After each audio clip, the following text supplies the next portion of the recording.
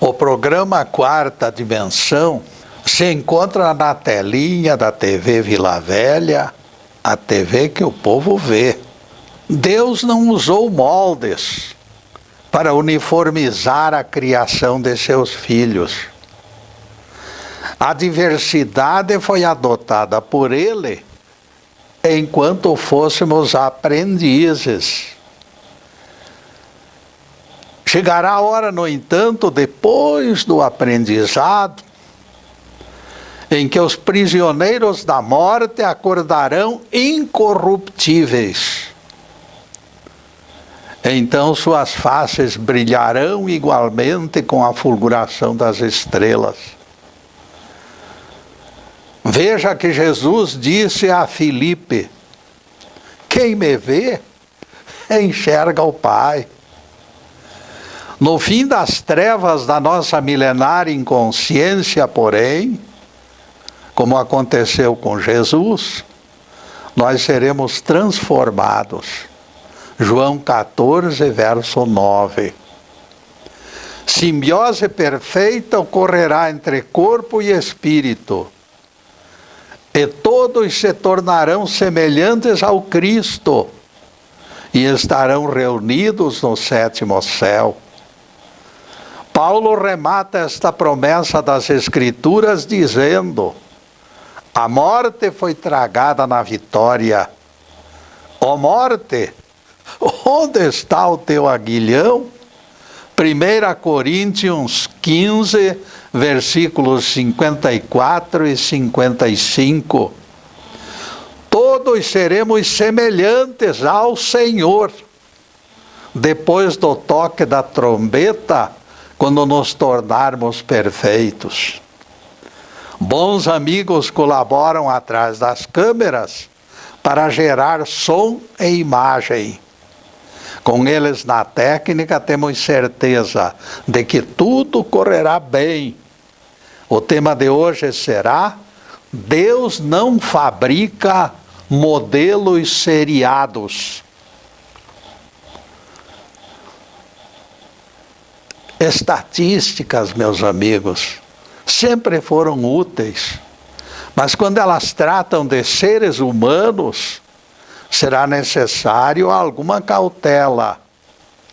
Ninguém se expõe a vexames, considerando gente como se fosse automóvel, caterva de lobos ou matilha de cães. Seres humanos são criaturas fora de série.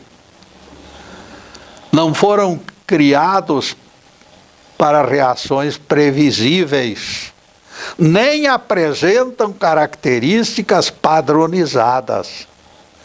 Podemos imaginar sacola cheia de bolas de gude de diversos tamanhos e cores. Será missão impossível tentar estabelecer média destas bolas. O resultado será desastroso. Estabeleçamos a média, diz o João das Farinhas, colando cada uma das cores num disco. O Zeferino e a Judite participam da experiência, fazendo aquele disco girar em alta velocidade. Todas as cores se confundem pela rapidez do movimento, restando mancha única no painel. Cor de barro quase indistinta aparece pela movimentação rápida daquele disco rodando adoidado. Em toda a coleção não existia uma única peça da cor de barro. E, no entanto, aquele conjunto fez com que aparecesse aquela cor estranha. Isto nos força a concluir que a dita média não fora determinada. Aplicar idêntico sistema para estudar grupos de seres humanos desiguais, portanto, terminaria na mesma dificuldade, porque nós somos criaturas ímpares. Ninguém conseguiria definir média, uma vez que individualmente expressamos diferenças abismais.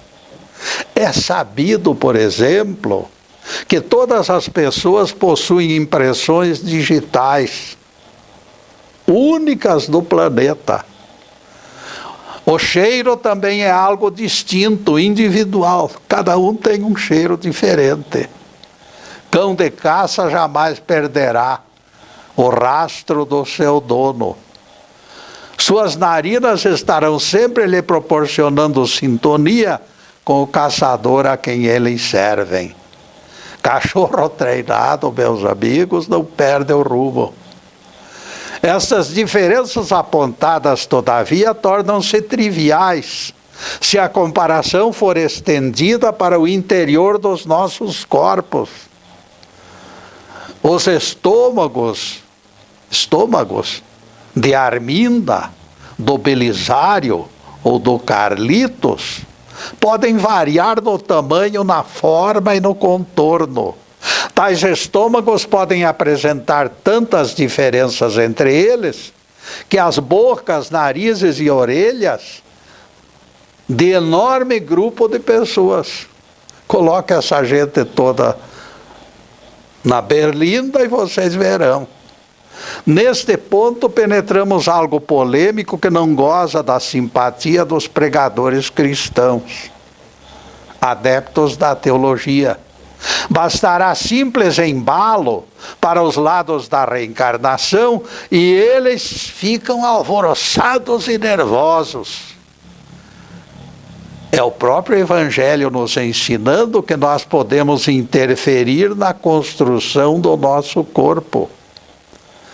Se a tua mão ou o teu pé te faz tropeçar, corta-o e lança-o fora de ti. Melhor será entrares na vida aleijado do que lançado ao fogo do sofrimento. Mateus 18, verso 8, palavras de Jesus. Como pode o mestre recomendar o corte das mãos e dos pés, meus amigos?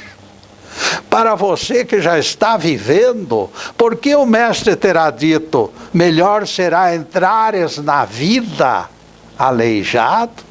Você já está dentro da vida. Você já se encontra dentro do corpo físico. Por que Jesus iria apontar-lhe misteriosa outra vida? Sem dúvida, isso significa outra reencarnação depois desta. Dessa forma nós entendemos. Entrares na vida só pode ter este sentido. E é isto mesmo. Os espíritos no portal de entrada de outra reencarnação desenham futuros corpos e os esboços são levados aos mentores. Se o nosso Rabi estivesse recomendando o corte das mãos ou dos pés e a vida fosse única, a mutilação teria que ser feita nesta vida. E ocorreria crime, meus amigos, porque é um crime arrancar os pés ou as mãos.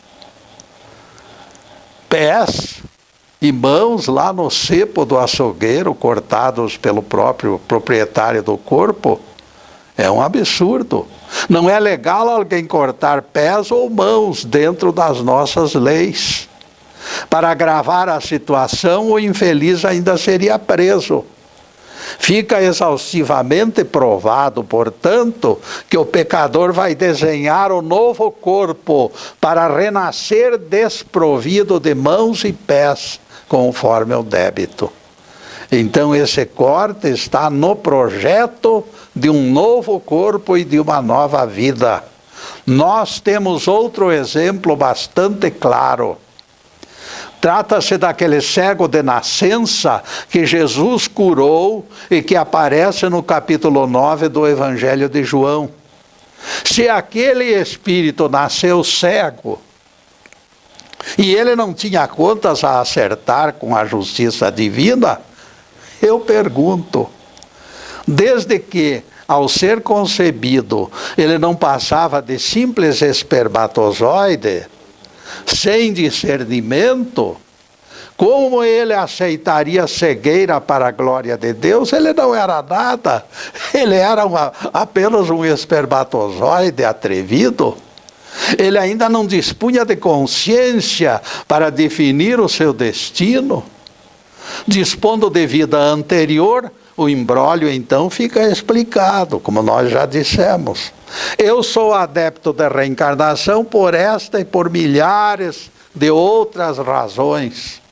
Admitindo outras vidas, será sempre mais fácil interpretar as Escrituras. Aquele cego de nascença já vivera e fora antes daquela reencarnação que ele definira conscientemente o seu desejo de voltar cego. Se a vida fosse única e aquele cego ao renascer não dispusesse de consciência, o seu livre-arbítrio teria sido criminosamente violado. O próprio Jesus reconheceu que o karma não justificava o peso da prova para aquele espírito. Aquele cego reencarnara como missionário. Nem o pecado dele, nem o de seus pais se encontravam na raiz da cegueira de nascença.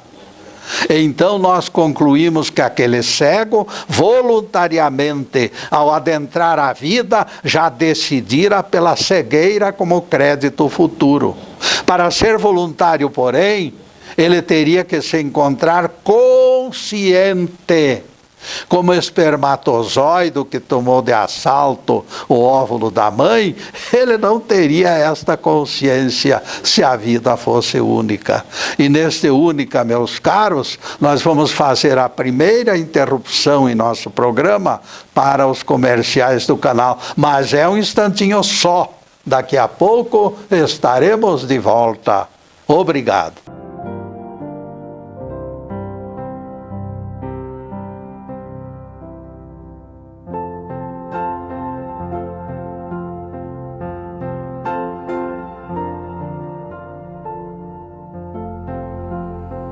Já estamos no segundo bloco do programa Quarta Dimensão.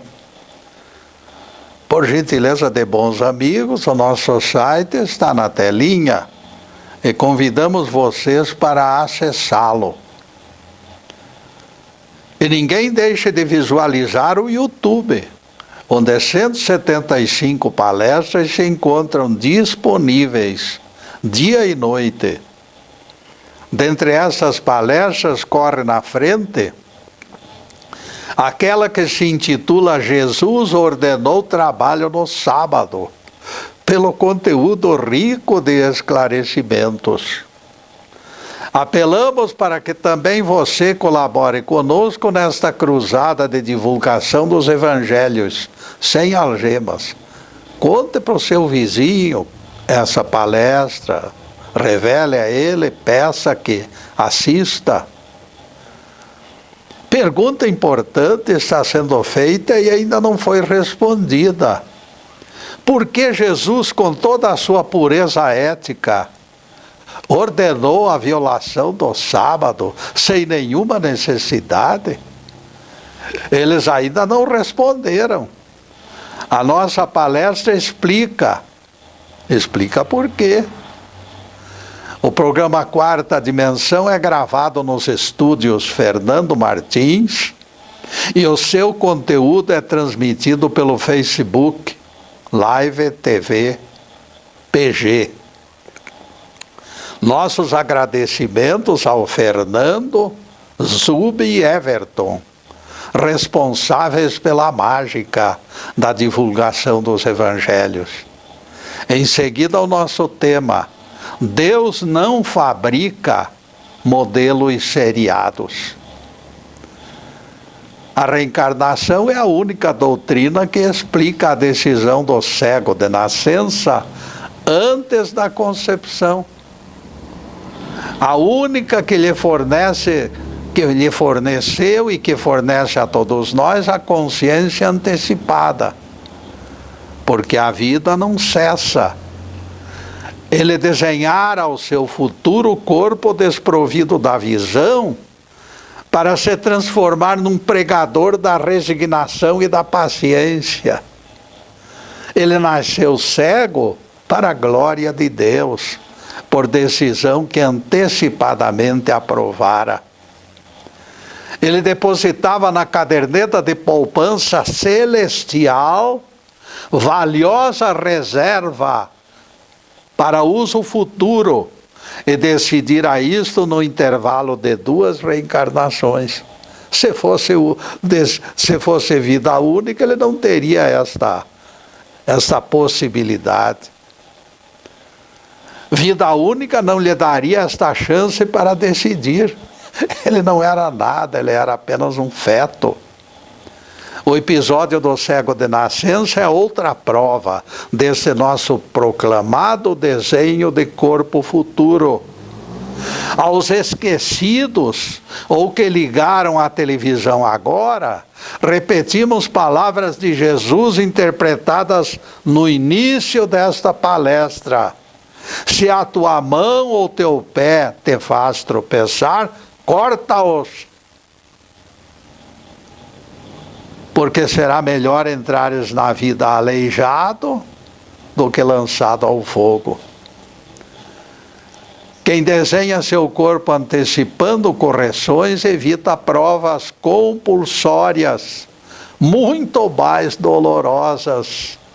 Fogo significa sofrimento. Jesus as denominava fogo do inferno. Aquelas provas eram o fogo do inferno. O fogo do inferno são as provações, meus caros. Provações que nós teremos enquanto nós formos ignorantes. Será conveniente treinar desenho desde agora, especialmente a figura com os pés e as mãos atrofiadas, se nós usamos mal esses 2 órgãos. E o esboço do seu futuro corpo, na próxima reencarnação, vai se corporificar. A lei do retorno, meus amigos, jamais falha e não perdoa. É a justiça de Deus. Vejam que dedicamos toda a nossa palestra de hoje para apontar os formatos diferentes de nossos órgãos. Muitas formas bizarras podem ser atribuídas à natureza. A natureza age. Outras, todavia, são produzidas pelo retorno de prejuízos que causarmos aos nossos semelhantes. O Apocalipse é bastante claro. Se alguém tem ouvidos de ouvir, que ouça. Quem conduz para o cativeiro terminará cativo. Quem matar com a espada será morto também pela espada. Apocalipse 13, versículos 9 a 10. Todas as variações ocorridas em nosso corpo podem ter se originado de atitudes agressivas de outras vidas. Está dentro da lei das probabilidades que aquela pedra que você jogar para o alto pode cair na sua cabeça, rapaz. Só existe forma de nos livrarmos deste polvo de muitos braços chamado choque de retorno. A fórmula recomenda fazer o possível e o impossível para somente espalhar o bem em suas vidas. Se procedermos assim, estaremos livres do choque de retorno e gozaremos existência sem surpresas. E vamos continuar relatando alguns fatos singulares.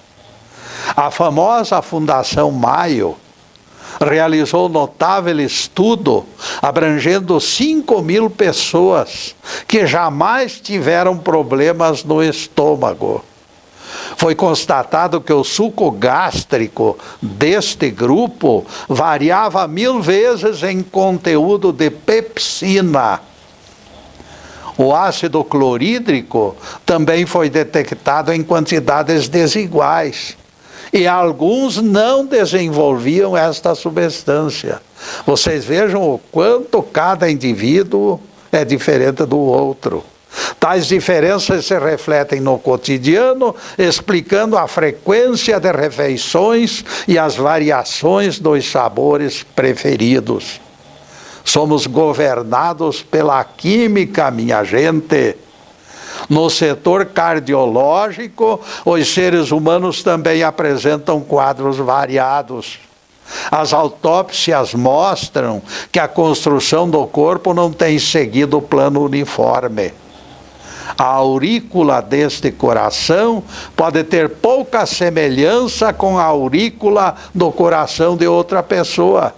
Há variações significativas nas artérias e no sistema circulatório. Onde quer que busquemos comparações, elas aparecerão, mostrando a diversidade da natureza que reflete a diversidade do próprio Criador do mundo. Pelo jeito, o escultor que traçou o perfil anatômico em nosso planeta não estava muito preocupado com uniformidade.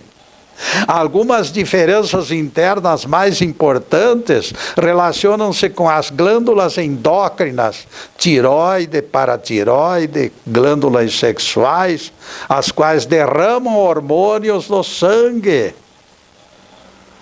Além de sumamente importantes, elas afetam nossa saúde metabólica.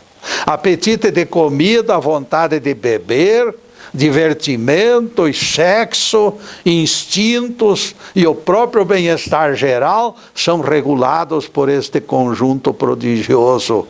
Qualquer diferença inevitavelmente afeta nosso relacionamento com as pessoas. Conhecer esses fatores desencadeados pela natureza deveria refletir em nossa paciência com os outros. Deveria nos tornar mais compreensível e mais brando. Se você ignora o que o seu irmão sente, melhor seria calar a censura contra ele. Ele ou ela estão agindo nos moldes do seu jeito de ser. E se desejamos paz, seremos forçados a buscar compreensão. Por incrível que pareça, até a nossa pele pode ser diferente. Existem pesquisas provando isto. A pele humana possui áreas sensíveis ao frio, outras ao calor e ainda outras à dor.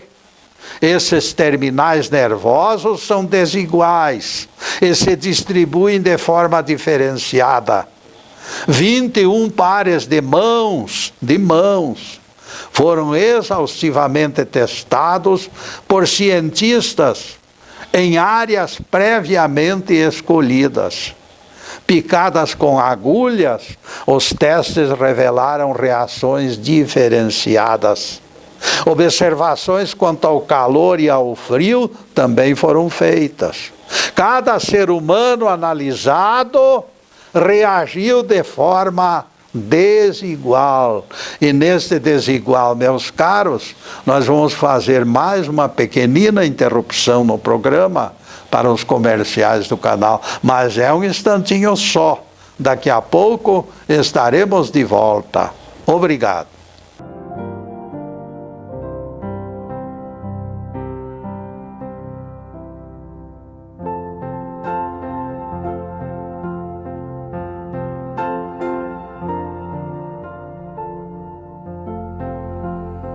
Estamos retornando com o programa Quarta Dimensão, terceiro bloco.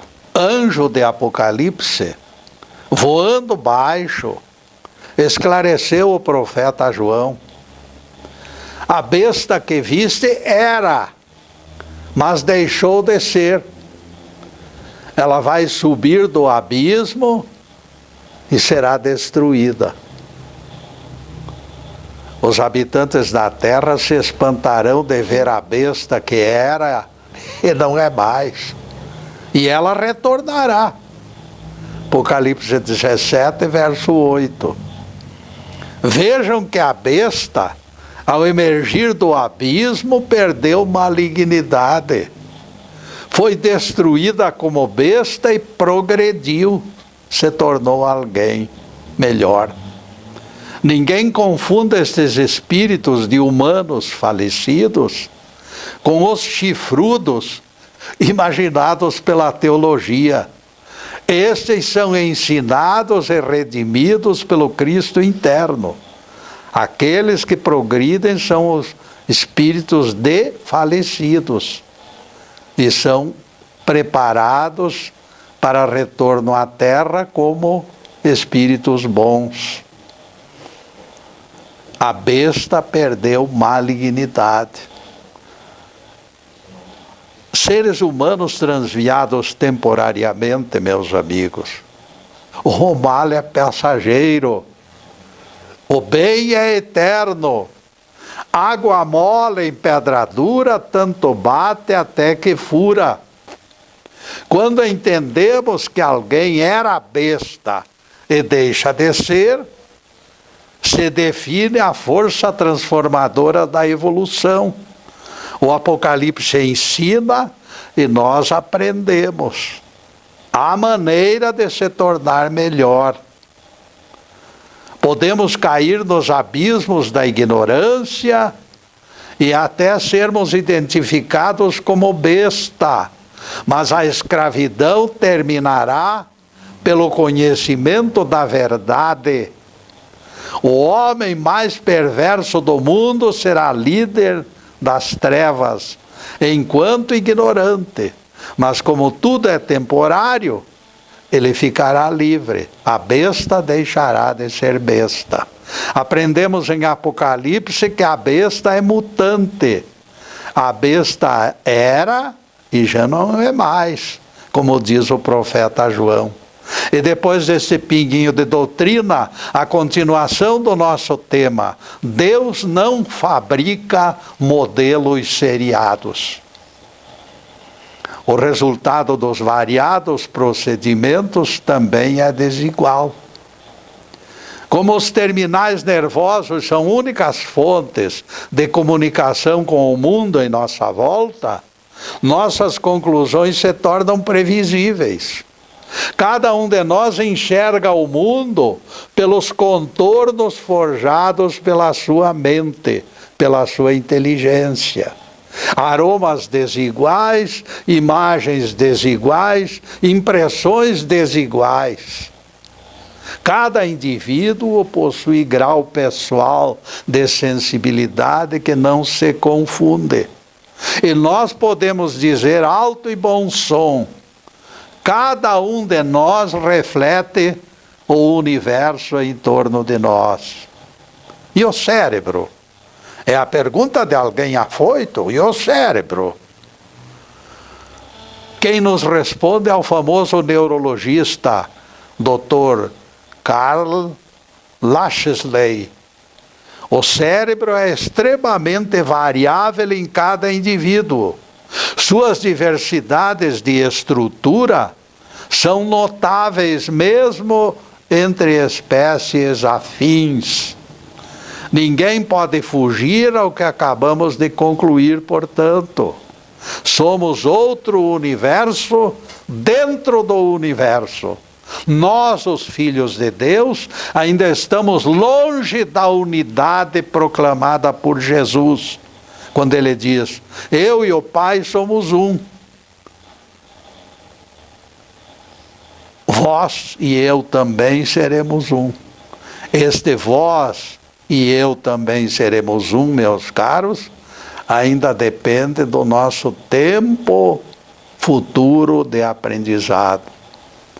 O seu cérebro possui mais diferenças do cérebro do seu vizinho do que se cotejássemos o seu rosto com o dele. O resultado indica que cada um de nós desenvolveu mente exclusiva. Nós temos uma mente exclusiva. Sensação de isolamento será inevitável. Como Robinson Crusoe, nós poderemos estar vivendo experiência de naufrágio. Que os bebês são diferentes entre eles, os pais já sabem, faz milhares de anos. 2 pesquisadores encontraram diferenças individuais em 128 crianças de 4 a 32 semanas. Alguns bebês eram ousados, outros tímidos. Alguns reagiam rápidos a estímulos, outros respondiam lentamente, com preguiça. Uns eram regulares em seus horários de dormir, brincar ou chorar, enquanto parte deles não adotava ritmo algum. Diferenças bem marcadas de personalidade se revelam desde o começo da vida. Alguns bebês suportam enormes privações, outros colocam a boca no trombone já de cara. Nesta abordagem que fizemos desse nosso mundo ímpar, habitado por seres ímpares, acreditamos ter aberto espaço para conclusões. E elas são bastante pertinentes, porque envolvem hábitos não partilhados por maioria. Não existe unanimidade nos milhares de costumes adotados no planeta. Secretária do lar, que exerceu funções em minha residência, não tomava café antes que abrisse fervura. A preferência dela era café fervendo. Cada pessoa reage à temperatura de forma diferente. O chá, a comida e a sopa podem ser exigidos demasiado quentes e outros excessivamente frios. A boa educação recomenda que respeitemos o gosto de cada pessoa. Ninguém deve questionar as variadas preferências. O marido pode sentir sono enquanto a esposa insiste com ele para assistir filme fora de casa. Tais desencontros somente serão resolvidos pela aceitação de que nós somos criaturas desiguais. Em todos os casos, a negociação será indispensável para superar os impasses. Exatamente para reciclar tais pendências é que nós resolvemos abordar este assunto controvertido. Dona Zuleika, que mora num apartamento com a irmã, se queixa que a irmã está esquecendo coisas. A outra se defende abespinhada. Não repare, moço, diz a irmã, e ligeiramente zangada. Ao contrário dos meus esquecimentos, a Zuleika vem lembrando de coisas que seria bem melhor esquecer. Uma delas esquecia demais, a outra lembrava demais. As 2 companheiras de apartamento terminaram empatadas no jogo da vida. Uma esquecia de tudo, outra lembrava do que não devia ser lembrado. O conhecimento da individualidade bioquímica das pessoas será útil também em termos de saúde e nutrição. A cafeína do café me tira o sono, diz o Geraldo das Quantas, e ele condena quem se diz insone depois de xícara da bebida. É frescura desta gente, diz Geraldo, tomando ares de conhecedor profundo do assunto. Dizem os especialistas, porém, que de pessoa para pessoa, o efeito de droga pode variar até 10 vezes. O álcool será sempre perigoso, porém, seus usuários desprevenidos podem alcançar graus elevados de inconsciência e inevitáveis prejuízos, principalmente os motoristas. Alguns organismos são abalados na primeira dose e o desastre acontece rapidamente. Outros vão longe até se conscientizarem que o mais acertado será aposentar o copo. Nesta medição que estamos fazendo das diversas peculiaridades humanas, será interessante comentarmos algo sobre a maneira de dormir. A nossa resenha ficaria incompleta, desprovida destes comentários. Aliás, alguns especialistas recomendam que devemos nos espelhar no jeito dos bichos do mato, uma vez que eles repousam ensinados pela natureza. Conhecedor das inúmeras formas de sono usadas pelos irmãos da selva, nós encaramos a recomendação com certa reserva. Em nosso entendimento, cada criatura deve escolher o jeito mais confortável. Vale procurarmos fórmula adequada que proporcione sono reparador. É isto o principal. Esta é a finalidade de dormirmos. As galinhas, por exemplo, são monofásicas em seu descanso. Elas preenchem a sua cota diária de sono de uma única vez. Outros animais, como gatos e leões, são polifásicos, no sentido de que eles usam o sono intermitente. E neste sono intermitente, meus caros, nós vamos fazer mais uma pequena interrupção no programa para os comerciais do canal, mas é um instantinho só. Daqui a pouco estaremos de volta. Obrigado.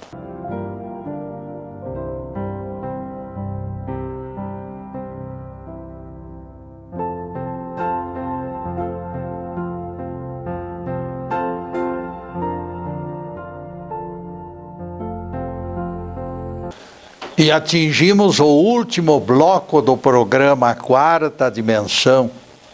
O tempo voando rápido como bólido. E nunca esqueçam sexta-feira como nosso dia de encontro. Agora, a partir das 15h30 da sexta-feira, páginas da Bíblia e do Evangelho têm sido focalizadas sem algemas. Para a próxima sexta-feira já estamos elaborando outro tema em idênticos moldes. Em seguida, os últimos questionamentos sobre o assunto de hoje. Deus não fabrica modelos seriados. No terreno dos humanos, as formas de dormir ocupam todas as posições possíveis e imagináveis. E já surgiram até críticos implacáveis. Algumas pessoas abominam o costume de tirar pestana durante o dia e acusam seus usuários de mal acostumados e preguiçosos. De nossa parte, não partilhamos destas críticas. Figuras dinâmicas como Napoleão Bonaparte e Thomas Edison eram polifásicos. Eles dormiam pouco, mas continuamente estavam tirando a sua pestanazinha. Eles tinham pouca necessidade de sono. Um e outro, porém, se entregavam a descansos rápidos durante o dia e alcançavam reposição do déficit de sono como num passe de mágica. Neste planeta complexo, onde o ser humano caiu de paraquedas pelas mãos do Todo-Poderoso, será benéfico analisarmos este assunto em profundidade. Quando Jesus disse, amai-vos uns aos outros, ficou implícita nas entrelinhas a ordem, conhecei-vos uns aos outros. Ninguém conseguirá amar a quem desconhece. Jamais alcançaremos relacionamento sem amarras, distanciados de frutífera troca de figurinhas. Nós precisamos nos conhecer para nos entender. O Criador nos fez desiguais para que interagíssemos de forma equânime. Não fosse aquilo que é monótono, meus amigos, é desinteressante. Na dinâmica esplêndida de nossas vidas, precisaremos conviver. E para conviver, o conhecimento recíproco é importantíssimo. Se eu descobrir que fulano tem pavio curto, eu tenho melhores condições de administrar minhas palavras e meus atos diante dele. É a Bíblia que nos adverte. Porque desde que sois esclarecidos, tolerais os insensatos com a mente desarmada. 2 Coríntios 11, versículo 19, palavras do apóstolo Paulo. Vale procurarmos sem animosidade as causas das reações agressivas daquele nosso irmão. Por que aquele fulano tem pavio curto? A resposta pode se encontrar numa forte crise de fígado, numa enxaqueca que lhe tira o sono, ou nos seus nervos descontrolados. A resposta se encontra no fato de que aquele fulano é alguém com a mente e o corpo sujeitos a milhares de reações. Este entendimento nos tornará menos intolerantes. A lembrança do que estamos dizendo nesta palestra vai ajudar você a ser menos agressivo com o seu irmão, por questão de entendimento. Você vai entendê-lo melhor e vai tolerar melhor as suas agressividades. Palavras do apóstolo Paulo alargam as nossas expectativas. Desde que sois esclarecidos, tolerais os insensatos com a mente desarmada. 2 Coríntios 11, versículo 19. As palavras de Paulo são advertências para compreendermos que o conhecimento é essencial. Quando precisarmos atravessar caminho pedregoso, o que faremos? Não iremos com um chinelo falso, um chinelo fraco, nós pegaremos uma sandália que suporte o pedregulho.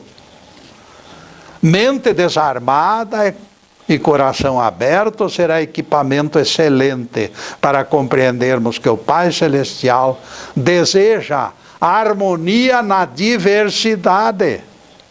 Por isso sempre apontamos preconceitos como algo completamente fora de lógica.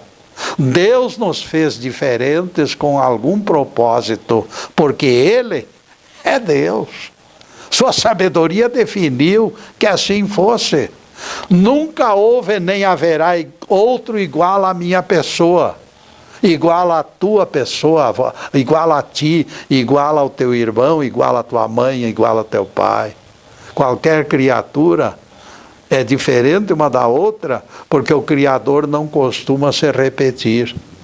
Cada vivente é acontecimento original, inédito, absolutamente outro por dentro e por fora. Se eu não cumprir a tarefa que me foi destinada, eminentemente individual, ela ficará pesando na minha consciência eterna. Ninguém vai realizá-la em meu lugar. O grande mosaico do plano cósmico do Criador vai ficar com espaço vazio, expondo o meu fracasso. Este é o grande pecado metafísico. Terei que voltar ao corpo de carne tantas vezes quantas necessárias até completar minhas obrigações. É aquilo que Jesus disse: não sairás dali enquanto não pagares o derradeiro centavo. Vejam que somos diferentes em tudo. Cada espírito será responsável pela colocação de pedrinha particular no grande mosaico do reino de Deus. A minha pedrinha será minha pedrinha, pois o compromisso é inteiramente pessoal. Antes de completar o resgate da minha omissão, eu não gozarei plena e completa bem-aventurança. Estarei sempre dilacerado. estarei sempre vazio. O próprio mestre, usando o seu livre-arbítrio, poderia ter fugido da cruz, cancelando a missão. Vejam o que ele disse para os apóstolos: agora vou de volta para junto do meu Pai. E a tristeza encheu os vossos corações. Mas eu vos digo a verdade: convém que eu vá, porque se eu não for, o Consolador não virá para vós. João 16, versículos 6 e 7. Se Jesus não alcançasse as alturas do Calvário, todas as promessas divinas seriam letra morta. O véu do templo não teria sido rasgado pelos elementos em fúria. Os sepulcros de Jerusalém não teriam libertado os seus mortos. O dente por dente, olho por olho, voltaria com todas as vinganças e os castigos das leis de Moisés. Ficaríamos sem o Consolador para completar o entendimento da doutrina do Cristo. Pior que tudo, meus caros, Jesus teria renunciado à glória de se transformar em nosso Cristo planetário. Felizmente, ele disse aos apóstolos: convém que eu vá. E ele foi. E foi. E ele cumpriu sua palavra. E ele sorveu o cálice do sofrimento até a sua derradeira gota. Louvado seja Deus. Que o Senhor nos abençoe e nos guarde, que o Senhor faça resplandecer o seu rosto sobre nós e tenha misericórdia de nós. Que o Senhor sobre nós levante o seu rosto e nos dê a paz. Louvado seja o nosso querido Deus Pai. Louvado seja o santo nome de Jesus, o nosso Cristo. Obrigado, meu Deus. Obrigado, Jesus. E para vocês, caríssimos, além desta câmera, nós pedimos a Deus que derrame profusamente as suas bênçãos sobre cada um, cada pessoa, cada família. Bênçãos de paz, de conforto, de alegria, de saúde, de prosperidade, de tudo que for de melhor. Mas acima de tudo, meus caros, amor no coração. Porque o amor é o rochedo invencível. O amor é a fortaleza da nossa fé. O amor é tudo. Muito obrigado, meus amigos, e boa noite.